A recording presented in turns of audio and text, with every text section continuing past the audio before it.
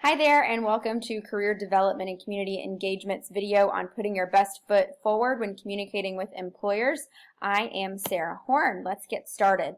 Today we're going to cover understanding effective communication strategies, applying effective communication strategies to networking, and maintaining a healthy social media presence. So communication is a worthy topic of discussion, but I thought I'd share with you our reasoning behind thinking that. So on the screen you see the top 8 skills that are sought out by employers when hiring students who have recently graduated from college. So I guess I should say new college graduates. So what you'll see highlighted on the screen is that oral and written communications is the number 4 most sought skill when it comes to employers hiring fresh college graduates. You can see that the average rating for communication being considered absolutely essential, that would be a 5 on this scale. The average rating is a 4.3, so somewhere between essential and absolutely essential. We know that this is true because the National Association of Colleges and Employers does a survey of employers nationwide every year. So last year, employers rated oral and written communications as between essential and absolutely essential. So we know that this is a skill set that they are seeking when they hire recent graduates. So let's talk about some skills in effective verbal communication. So this is going to provide kind of an outline for our discussion today. We're going to see that some of the skills include seeking common understanding when communicating with others, using techniques of clarification and reflection. Also, emotional awareness, being aware of other people's emotions, and then also understanding your audience or the person that you're trying to communicate with and their needs.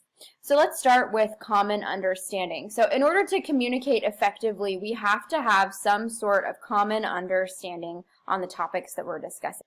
So in order to reach a level of mutual understanding, it's really important to use language, words, and jargon that your employers are actually going to be able to talk about. So make sure that you're speaking kind of the language that they use when they're speaking, and make sure that you understand what they're communicating by clarifying when necessary. And also when communicating, make sure you're saying what you mean by offering your point of view or experience and using specific language and examples to support your points when communicating with them. I should also back up and say that communication can occur in a variety of circumstances, including career fairs, interviews, just simple networking events. All of those are opportunities to practice your communication skills. Another really important skill when it comes to communicating verbally with others is to clarify. So one way to clarify is to repeat what you're hearing, because that communicates what you're understanding from what they're saying, and it provides an opportunity to them for correction or specification. So you could say something along the lines of, so what I'm hearing you say is, you can offer blah, blah, blah. And they would say, well, actually, no, I'm offering this or that, and it provides an opportunity to further clarify and reach a more common level of understanding.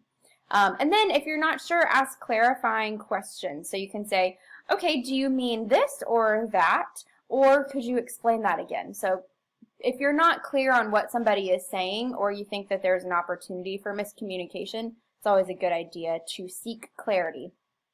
Another important component of communication is to read emotions. So first, you'll need to be able to read nonverbal signals, and a couple of kind of telltale ways to understand how somebody is feeling when they're communicating is what their eyes are saying, what their vocal tone is communicating. If somebody's vocal tone is wavering or shaky, it might mean that they're nervous or upset. If somebody's smiling, but they're not smiling in a genuine way, you can know that they may not be feeling comfortable communicating how they're really feeling. And then also paying attention to people's body language, because shoulders can really tell us a lot about how somebody is feeling. And also our feet. So the direction that our feet are pointed can also help us understand what others are saying. Also recognize emotional words that people use. So people can say, this made me feel this certain way, or I'm really upset with the way this was handled, or I'm really excited or proud. All of those are emotions that come into play when you're communicating with other people, and being able to read those emotions and listen for emotions when you're communicating is a really important element of communicating effectively, and also monitoring your own emotions when you are communicating is really valuable too. So don't forget that the person you're communicating with can also read all of these things in your own body language as well. So how do these come into play in networking? Well, you can network almost anywhere with almost any person. You can network in class, at career fairs. You can communicate even in line at the grocery store. You can network with people. So really networking is just the same thing as communication, but oftentimes it's a little bit more purposeful and you're trying to form professional connections. You can network with people who you already know, like your classmates or your instructors, and you can network with people that you maybe don't know at networking events or career fairs or conventions. And some barriers to networking might be that you're shy or you might feel a little bit too busy, but don't forget that networking can occur without you even realizing it. And shyness is something that we actually learn when we're children. So if you can learn to be shy, you can actually unlearn it. And when I say that we learn it, we usually learn it through social conditioning, but this is something that we can break out of and we have the power to break out of. So perhaps if you're shy about networking, having some ideas for how to approach a networking situation might be helpful. So one thing that you can do is to introduce yourself with a 1-minute commercial or an elevator pitch. We're going to talk a little bit more in depth about what that looks like.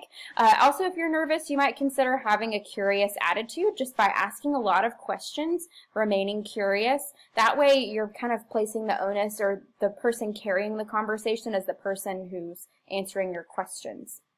And don't be afraid to answer their questions as well. Also collect business cards and make sure to follow up, perhaps by asking to meet them again. And don't hesitate to keep expanding your network by asking if they have any contacts that they might be able to put you in touch with, or attending other networking events where you have the opportunity to network. One of the most difficult topics in terms of communication is small talk, and I think some of the younger generations have had less opportunity to develop small talk because we're communicating digitally so often, but it is a really valuable skill. So a couple of do's and don'ts, things that we should do in terms of small talk is talk about, easy things like the weather, sports, or hobbies, or even the immediate environment, like, oh wow, I've never been to this coffee shop before. This is, really nice in here. And things that we should avoid are any of the larger kind of issues in life, like politics, religion, romance or love life, any type of legal trouble, or anything controversial. So just try to keep it light and breezy in your conversation when you're first getting to know someone. A way to introduce yourself is to provide your 1-minute commercial, and here's kind of an outline for what a 1-minute commercial contains. Your name, your major, what type of position you're seeking. You might even include what year you are in school, any type of experience you had, whether that would be professional, volunteer, or even in class, and perhaps how your goals match the organization's goals. So if you can kind of put all that into one little spiel that's about 1 minute long, you should be good to go with a 1-minute commercial, and it creates a really easy introduction to use when you're meeting someone for the first time.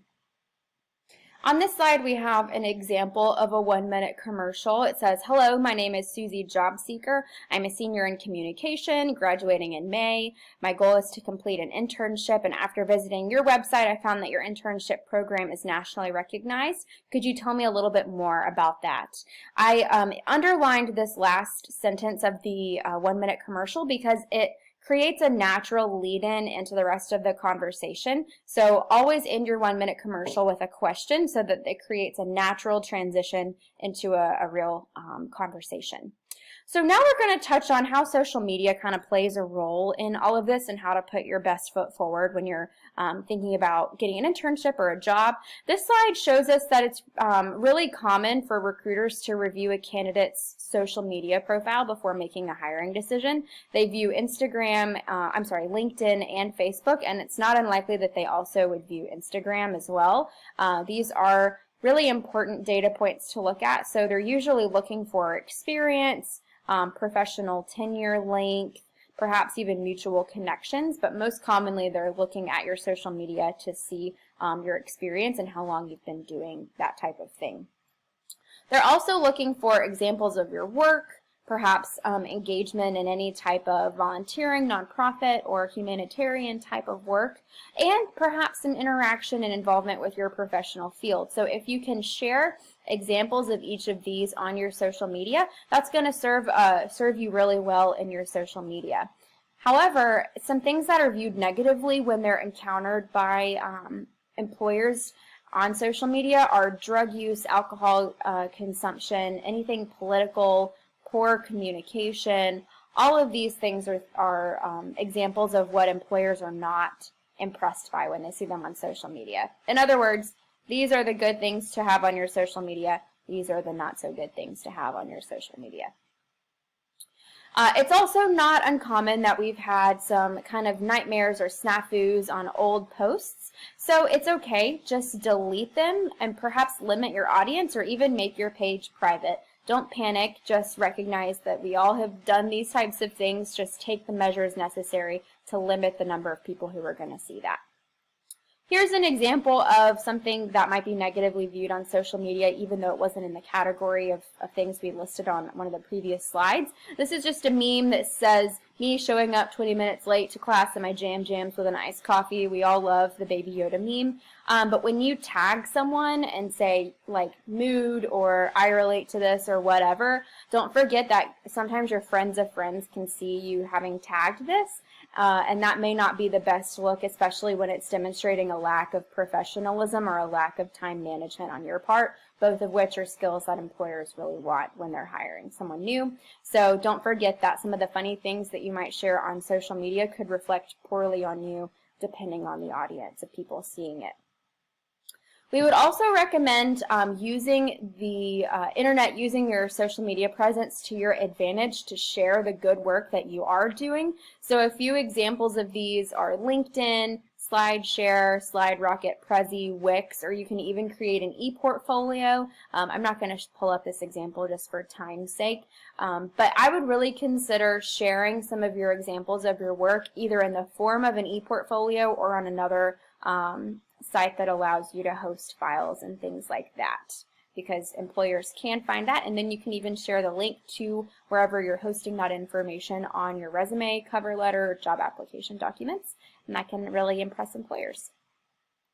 If you're interested in visiting career development and community engagement for more information about how to put your best foot forward, you can visit us during drop-in hours, which are Monday through Thursday, 10 a.m. to 4 p.m. Drop-ins can cover resume reviews, interviewing strategies, job search strategies, and that type of thing, and they're usually only about 30 minutes long.